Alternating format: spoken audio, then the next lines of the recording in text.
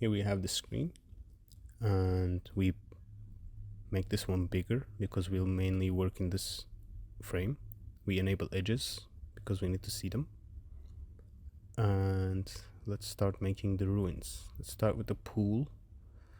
Make a cylinder, pull it up. On the right there are adjustments that you can make to the object that you created, and you can adjust it to however you like. Once you're done, we'll assign it a material. We pull it up and assign like this. Now we will add some detail to this object. First we need to be able to edit it, and right clicking on it gives us some options. Now we can select edges and faces and things like that. We inset and then extrude to make the stairs. And then in the middle of it we're going to make a small pool and an ornament in the middle. 3ds Max remembers the adjustments that you've made, so once you set them, if you want to repeat them, just clicking on them will suffice.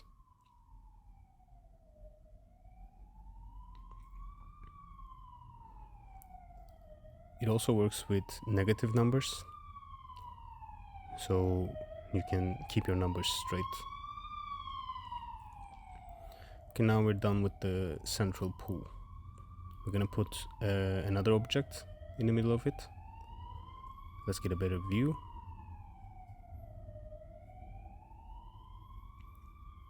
We'll create a box.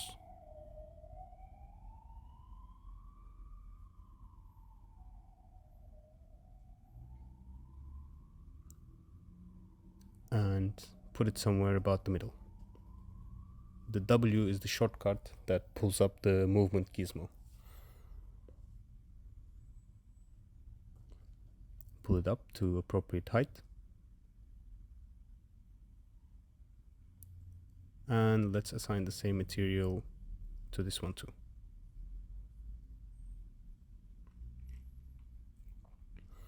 Now our second object is ready to be edited.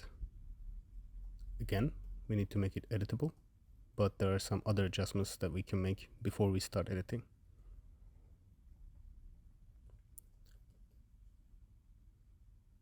I'm going to square the length and width so that they are the same. And here we have the little obelisk. We need more geometry, so we will increase the segments like so and turn it into an editable poly. Now we can select these edges. Double clicking on them selects the whole loop, but this doesn't work on the edges. So in the middle of the object you can double click to select the loops and the rings, but it doesn't work. This border command also doesn't work, but what you can do is click one edge, and while pressing shift, pull your mouse over, and once the other edge is selected, click again. This will select a series of edges or series of vertices or faces or whatever you are selecting. Once you have both of these, press R to scale.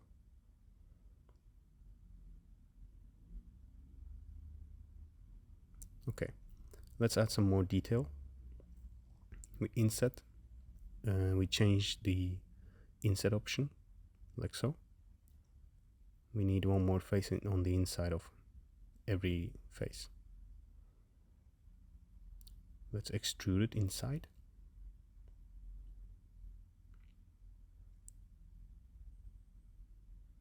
.3 seems fine. And let's use bevel to give it a little detail.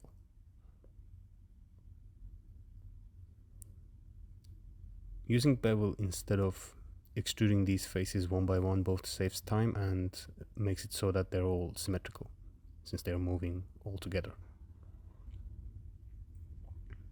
And here we have the finished low poly object.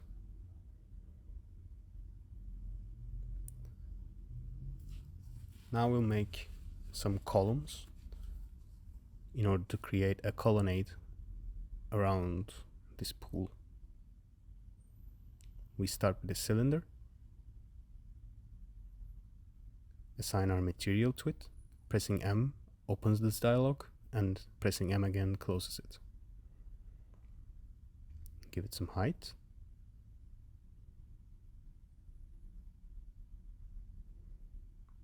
Okay, now we need to start editing it in order for it to look more like a column. So let's switch this to editable poly, select these vertices, press R to scale, and pull this with your mouse to scale them down a bit so that they taper out. We'll need some more geometry, so we'll use Swift Loop to add a loop here, and that will give us more faces to work with. Let's select these faces. The selection also selects the parts that you don't see, which are on the other side of the object. You can open and close it in the settings. You can toggle it on and off. Let's give it some extrusion. And select the edge, pull it up a bit.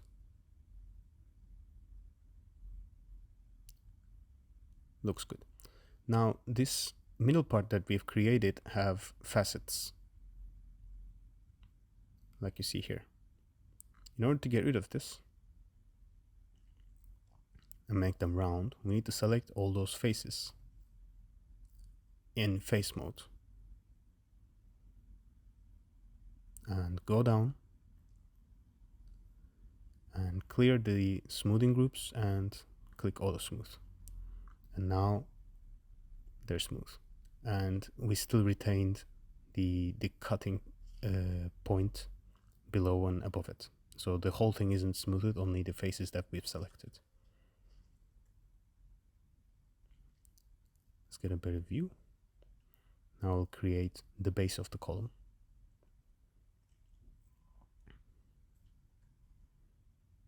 Let's add a new box.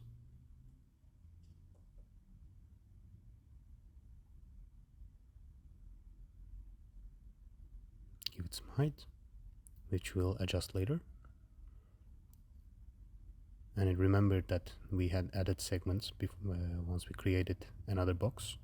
We need to get rid of them, because the goal is to have minimum amount of polygons. Let's assign our material again.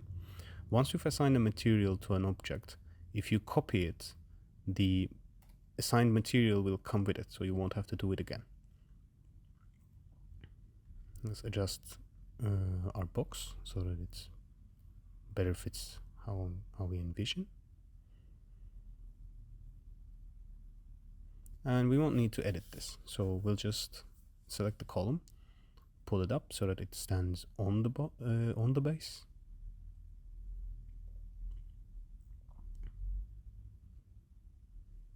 And the base's height is exactly 1, so we can just put it to 1 in the bottom. So selecting the movement and shift clicking one of the directions copies the object in that direction with all the qualities that it has, like materials assigned to it and such. We'll raise it to its appropriate height. Seems all right.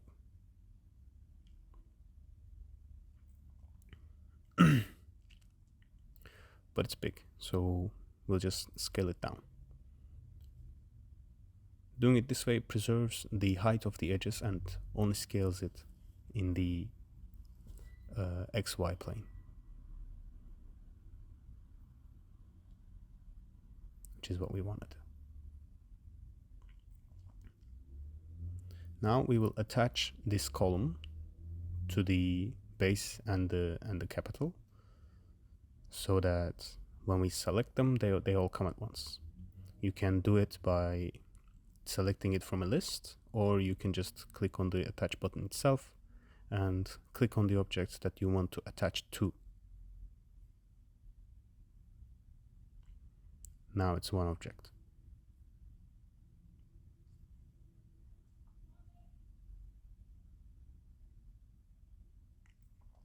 We will copy this in order to make a colonnade. So just select, shift click, and pull. Increase the number of columns, however many you want in your colonnade. I'll have 9.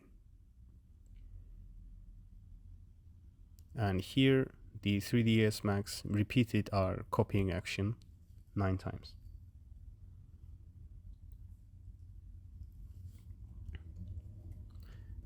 Let's get a better view of the top, because we will put a beam on top of this colonnade.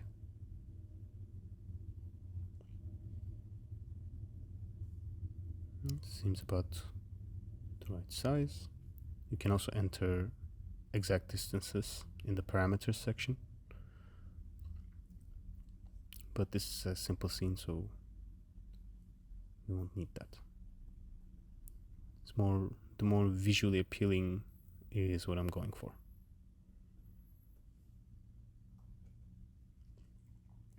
Let's set the parameters. And we're done. Get a better look. Raise it to appropriate height.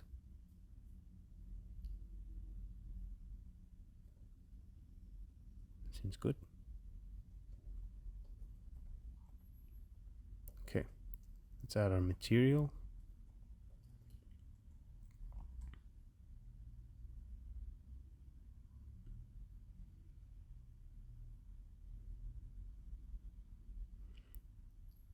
Now let's edit this box to make a better beam. We'll add a loop.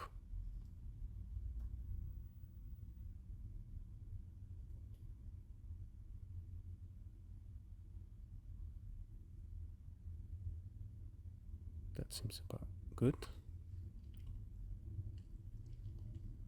Now we'll select that face, and if you just pull it, you'll see that it pulls the other faces with it. So extrude if you want to make a corner like I do. See it in perspective.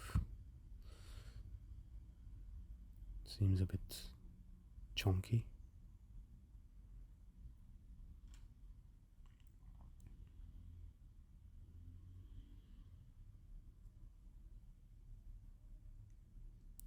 Trying to scale it here, but it's not working as how I'm imagining it. So I'll just use the faces themselves. Pull this in a bit.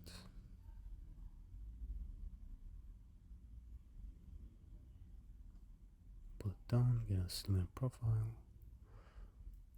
And decrease the height a little bit. And this looks better.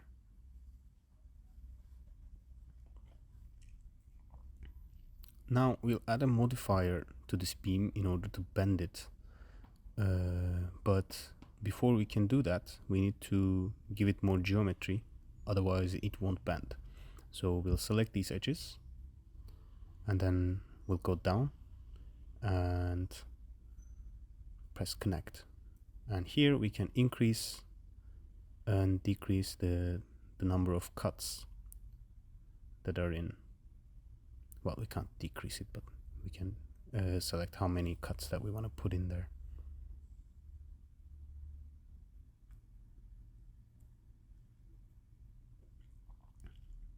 Okay, now that we have enough geometry, let's go to the list of modifiers, select bend, select the y-axis, and change the angle.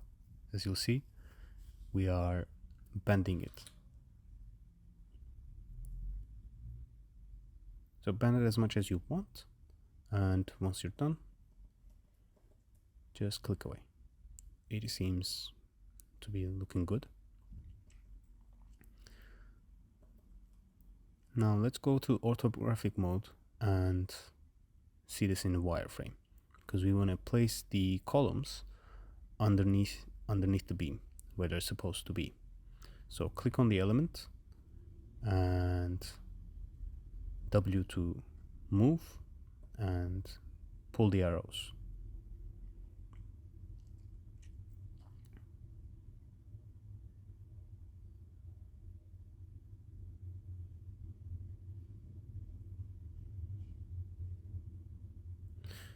Now we could also select columns together with the beam and bend the whole thing at once, but doing that changes the proportions that we've set. So in this case, the bases would taper in and become trapezoids, and the columns themselves would stop being circular, and there would be a sort of egg-shaped ellipse. So in order to avoid that distortion in our columns, we place them manually.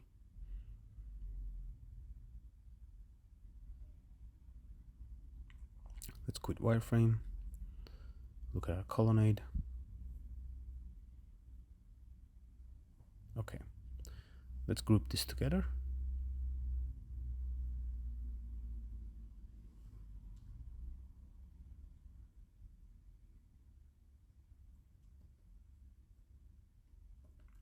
That seems to be a nice spot.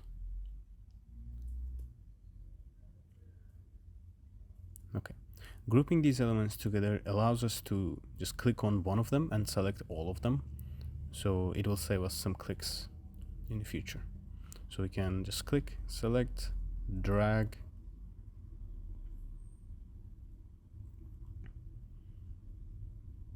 and then rotate this copy.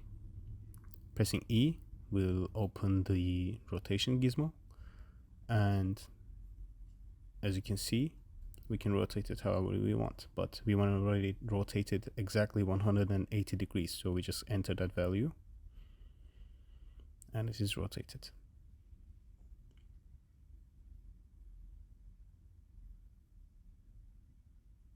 Let's pull it in a little bit so that they're more symmetrical.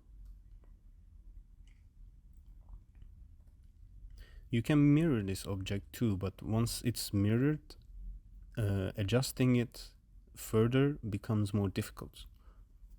So we'll just do it this way.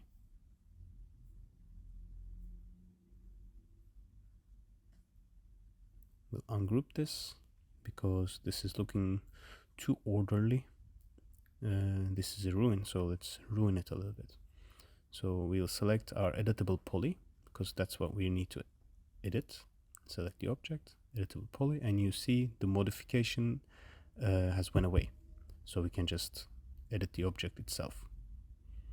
Select these faces and delete them where we don't want to be.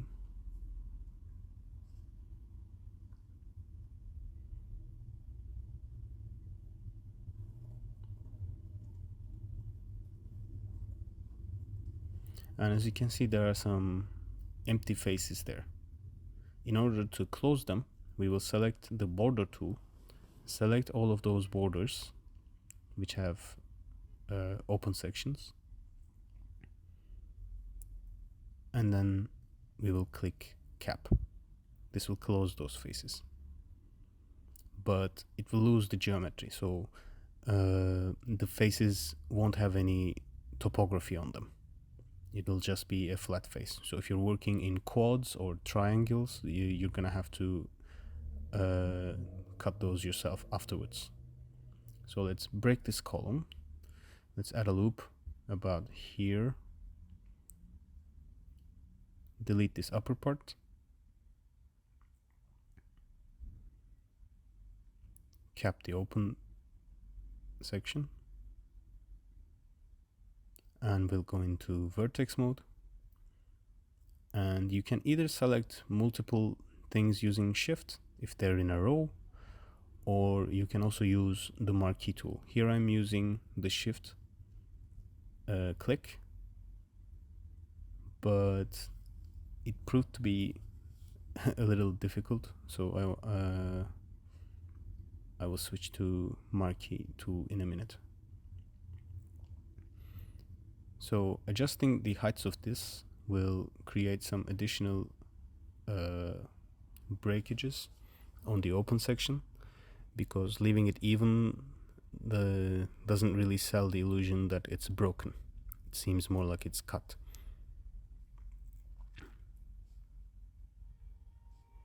This way it looks better.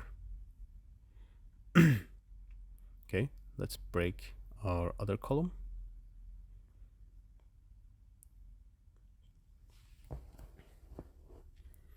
Click on the column, add a loop, delete the part that we want to break away, close the border, and start playing with the vertices.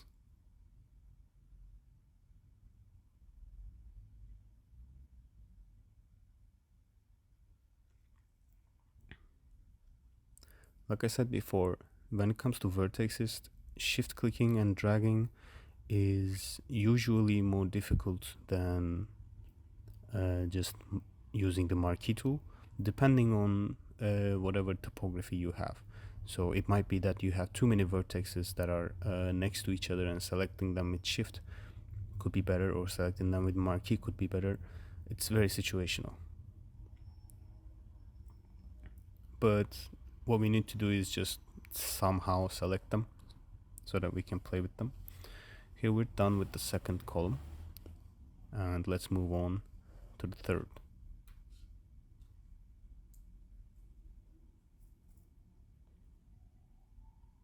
We'll add another loop, select the faces, delete them, click on the border, it selects automatically that way, and then cap the end.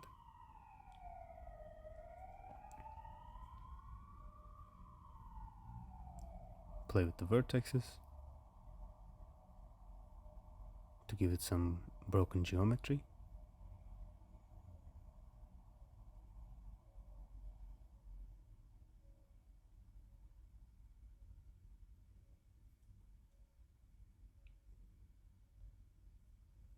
And once you're done,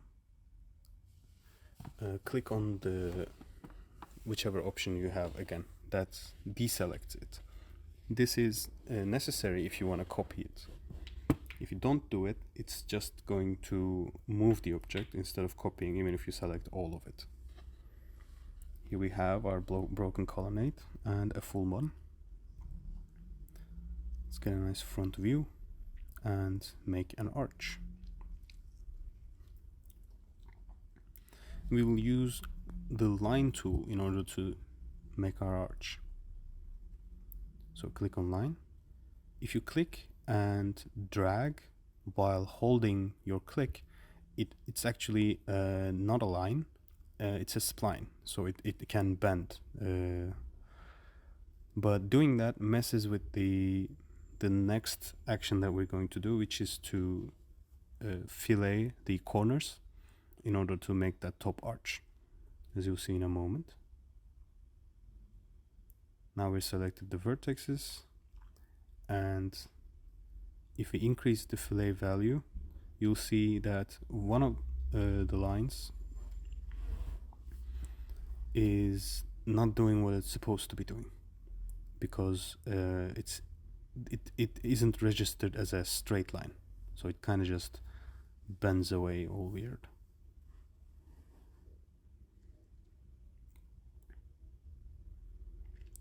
I struggled here a little bit in order to make this correctly, but what you're supposed to be doing is, once you've selected the line tool, click on where you want to start and then release the mouse button,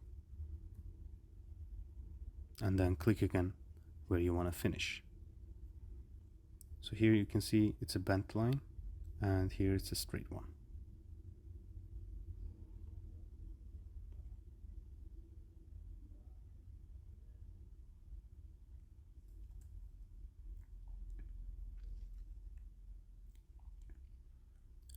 Pressing shift while pulling the line also locks it to one of the orthogonal axes. That'll make everything more proper because we want to work with vertical and horizontal lines. So yeah, this is the time I finally made it happen. Click, release, pull with shift, click, pull using shift, click, pull, and click again. And it's done. Right click to finish. And now we will go to the editing panel and we will select the vertices, go down, and now when we do the fillet it will be correct like this. Now it's an arch, but it's still a line, so we will go to the rendering tab. Here we will enable the rendering in the render and the viewport. This will give us some thickness to the line, and we will use rectangular and adjust the settings to whatever we like it to be. Even though it looks like it has geometry, this is still a line. So once we're done editing it to however we want it to be, we will turn this into an editable poly so that we can access the faces directly. Now that's done. Let's put it where we want to position it.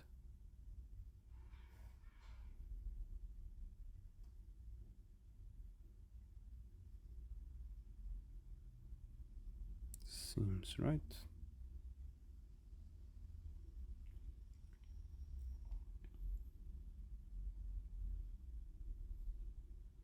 Alright, now our arch is ready.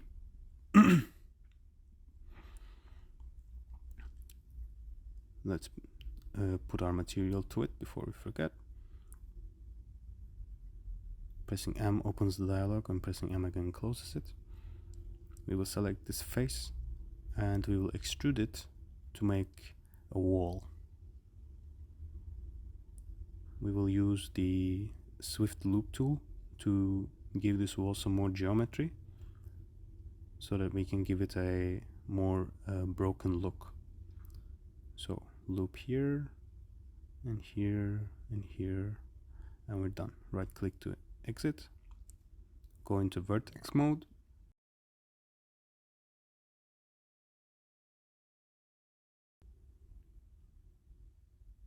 and adjust these to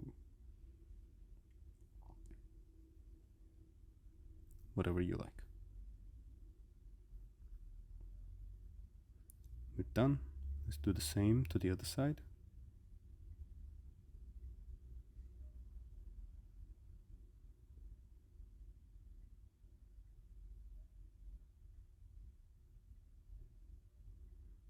Loop cuts. And let's select these vertices. Oh, right click, and now we can select the vertices.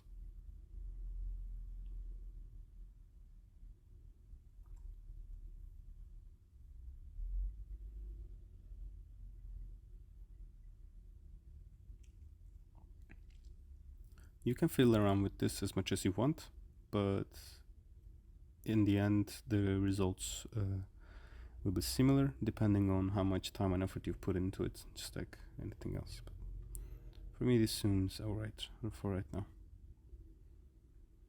So our entrance is done. Let's raise it up actually, because we want to have a staircase leading up to it, and the way we do it is with another tool. So instead of using the standard primitives, we will go down this list to pick stairs, and we put it over here somewhere. So we need a straight stair, this one.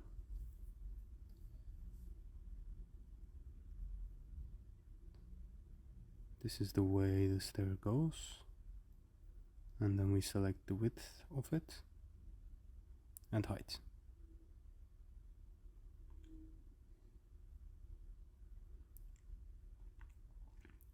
Let's turn it around. E, and pressing W will give us the movement options. Put it to where we want it to be.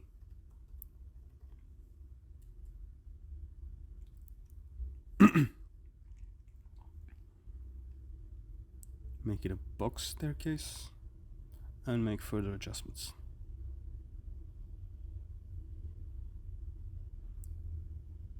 You can enter the individual risers or the overall rise that you want the stair to reach to, and you can change these things anytime you like. Once you're happy with your staircase, put it to where it's supposed to be.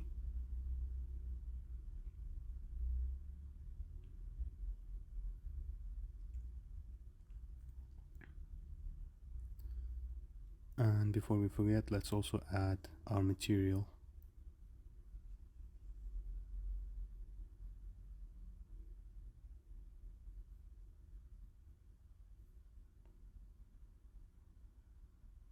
It's good. But we need to support those walls. So let's go back to standard primitives and draw 2 boxes underneath the walls. We'll just make 1 box.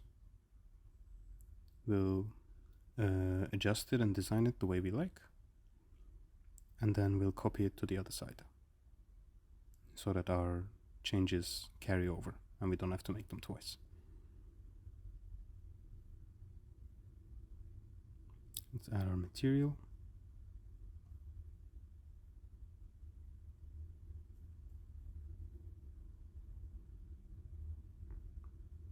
Turn it into a editable poly. And we want the chamfer these edges. So for that we need to select the edges. Marquee to select all of them. And go into the chamfer options. You can fiddle with these as much as you want. There are many options controlling the bevel's radius and thickness and flatness, roundness, how many faces and geometry it has, and such. Once you're happy with the chamfer that you've made, click OK and you're done. Don't forget to unselect the edges before you can move it. Shift click to move and place a copy.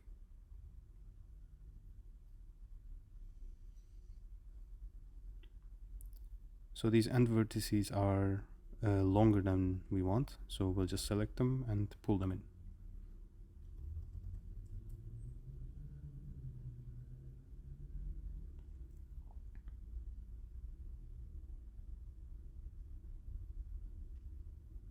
Okay, let's make our causeway leading up to the pool.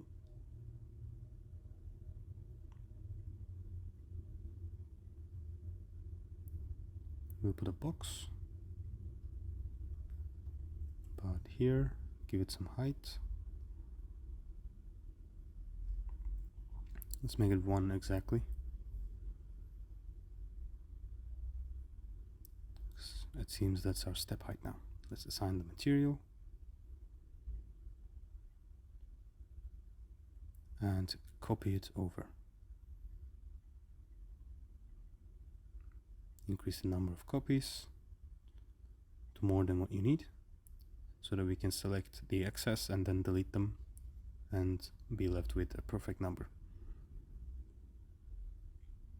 And this multiple selection in 3ds is control clicking. So if you control click multiple objects, you will select multiple objects.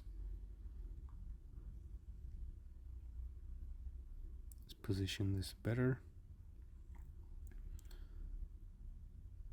And it's good enough.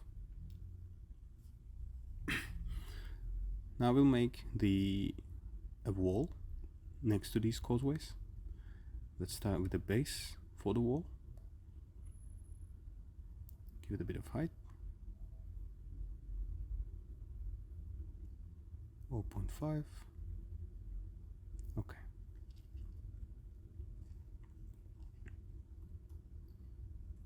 Let's add some posts with another box.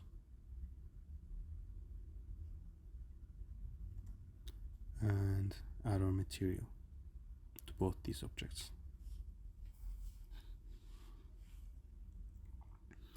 So we'll copy this over to make segments into our wall.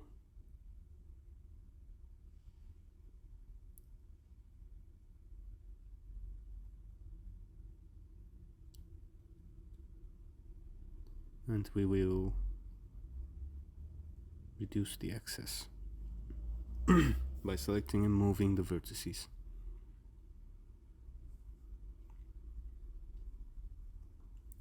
Now I want to chamfer the edges, but the mistake I did was that I had to do that at the beginning and then copy. So I'm gonna do that now, because I can't do it to all of them at once.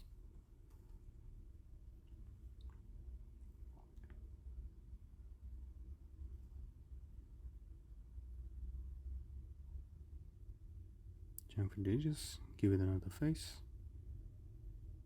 and now copy.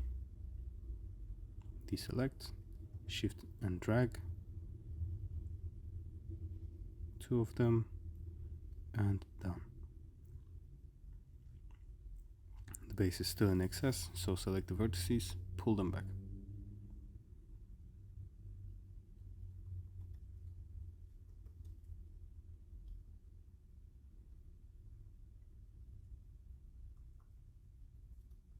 Now we'll make the stones that make up the wall.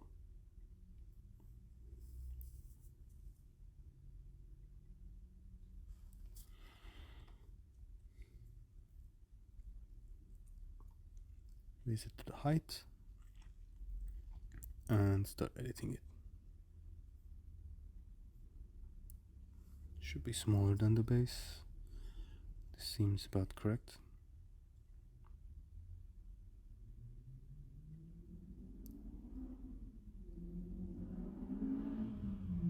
And position it just so that it touches the wall a little bit. Assign our material and chamfer this.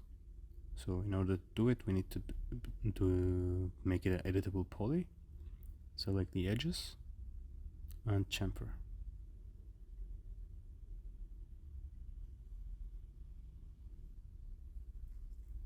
You can click and drag, also just click and leave it. That will give you more precision.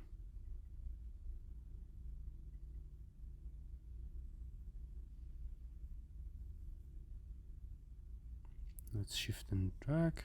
See, this is what happens when you don't unclick. You can't click.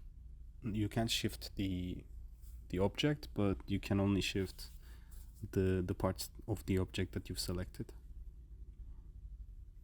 Okay.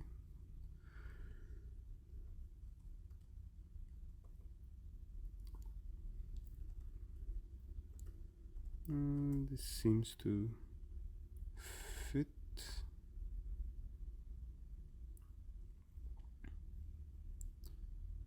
There's something going on with these scaling options.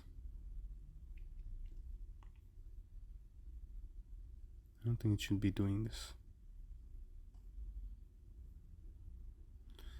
But yeah, for our purposes, this is good enough.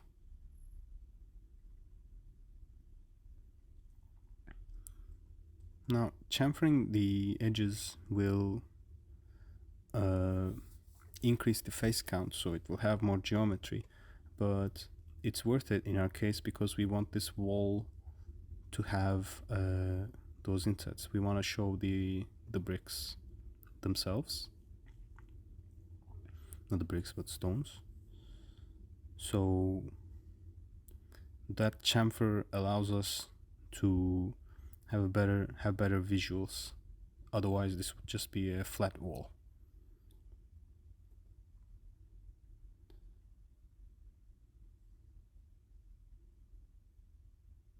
Let's select those invisible edges, pull them back. Okay. Now I will select both the bottom stones and pull them up.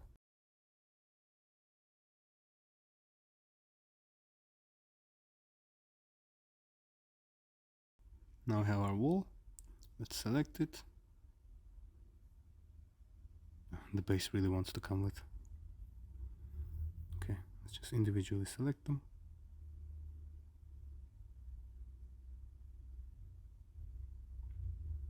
And copy them to the other side.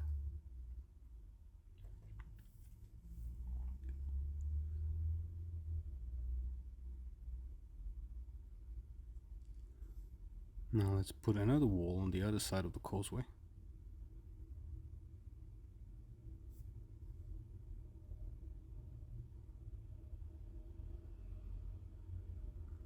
And now we have two perfectly built walls, which doesn't seem ruined at all. So we'll delete some of the stones and it will look like they're missing.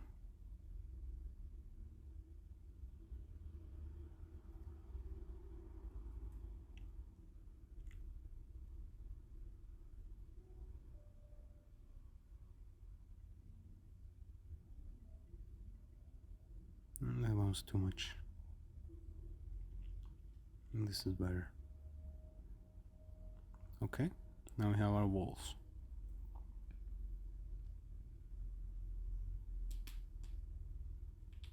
And you can see here how it looks now with those chamfers.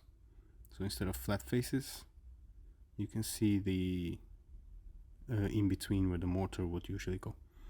Let's up the quality so we can also have some ambient occlusion. So yeah, that's how it's looking. Going well. Okay, let's pick one of those stones again so that we don't have to make a new one. Copy it to the side using shift and pull. Place it and let's start making a new wall. Shift click and drag to copy it, increase the number, and this is our first course. Perhaps too long. Select all of them and we will copy them upwards like so, and then shift them to the side.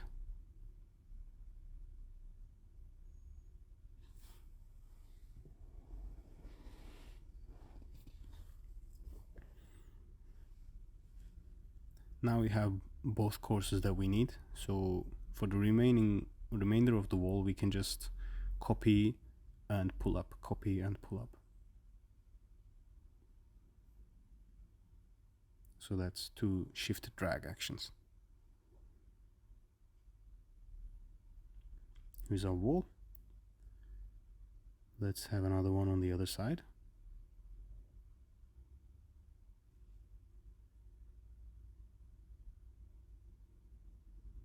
Okay, so we will add another bend modifier in order to bend this wall to fit the shape that we're trying to create. But before doing that, we should probably finish adjusting it. So that's one wall, and let's make this wall a ruined wall. Have some missing pieces.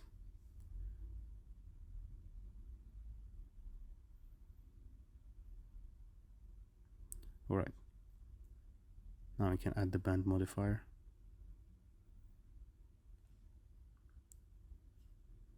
Where is it?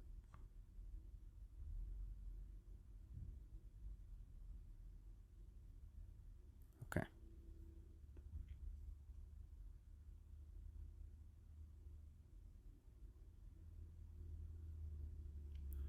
Let's place our wall next to our fountain so that we can better judge the angle and the center point of our bend, and pull it away a little bit. That seems right. It is the continuation of the causeway wall. With some missing pieces. Let's do the same to the other side. Oh, but let's correctly select the bending axis first.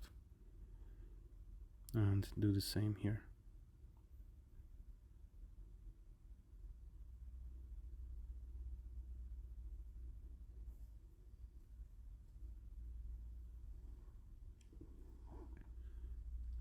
Now we have both our walls surrounding our fountain. And as the last thing, let's put another causeway to the other side of the fountain. Shift drag and copy. And we're done with our ruins.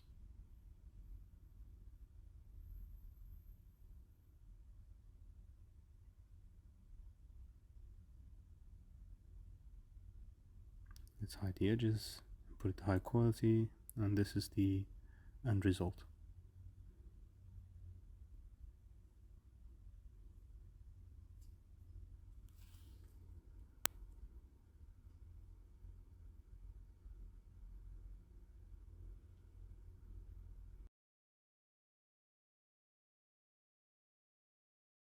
Now we're gonna do materials. Here we're gonna first create a box so that we can try out materials. We're gonna use PBR textures. I found that the best way to use them is to populate your scene with buildings that you don't have to design, or any material that you want to apply to an object. So we're going to pull out this PBR material node and apply the material to the object.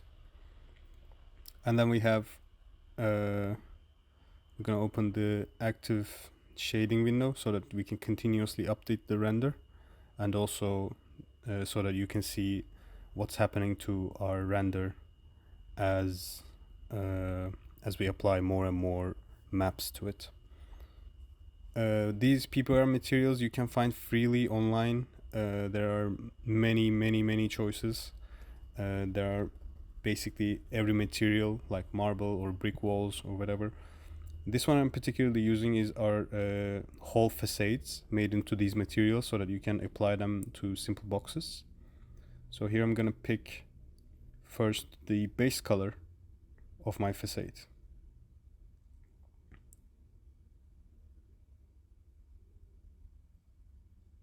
And when we apply it, the image that I put there will show up on top of the cube. And this will give the color information. The next map is the metalness map, which will give the metalness information, which parts are metal and which parts are not. That will affect specularity and lighting a bit. But more important one is the roughness map, which plays a big role in how light interacts with your object. So this map tells the program which parts of the surface are rough and which parts of the surface are smooth. For example, in this case, the windows and the metal beams are smooth and the wooden planks are rough, so they don't reflect light as much. Next one is ambient occlusion. This will just give additional lighting information, giving the shadows in between those little nooks and crannies. It just goes to make the whole image more realistic. The next one is normal maps, which tells the program the direction the image is facing, so the light will be reflected accordingly, so the angles will be correct. This is usually used to give the illusion of detail where there is none. And by the end of this, you will see how much detail we've put into this cube with the end result, and how few geometry we actually have. In displacement maps, there are a few methods. This is not really recommended, but the easiest way to do it. you just connect the displacement map and you have some displacement already sorted out. But you can see that corners and edges are somewhat rounded, and it's not very detailed, and it looks like a model that's been made. You can increase and decrease the effects of these maps if you pick the PBR material tool itself. And if you pick the maps themselves, you can adjust the tiling options and offsets and such. So those offsets would be the UV coordinates. U stands for the X coordinate and V is for Y coordinate.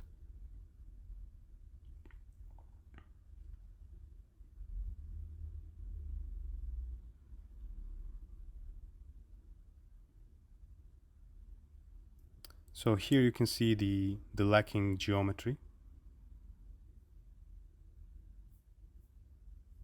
And we're going to delete this map and do it the proper way, which is to add a modifier to the cube object that we've created, the Arnold properties modifier.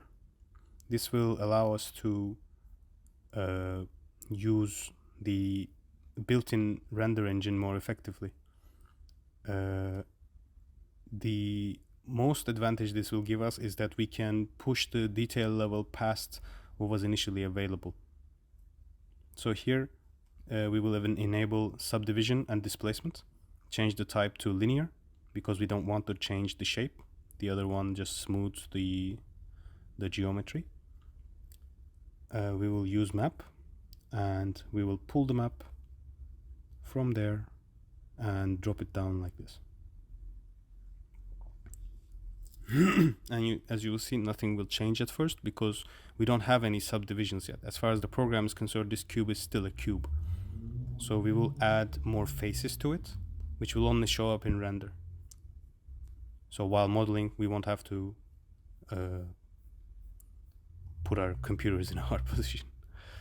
At detail level 5, so 5 iterations, it comes up to about the same level as the previous method, but we can push it past this.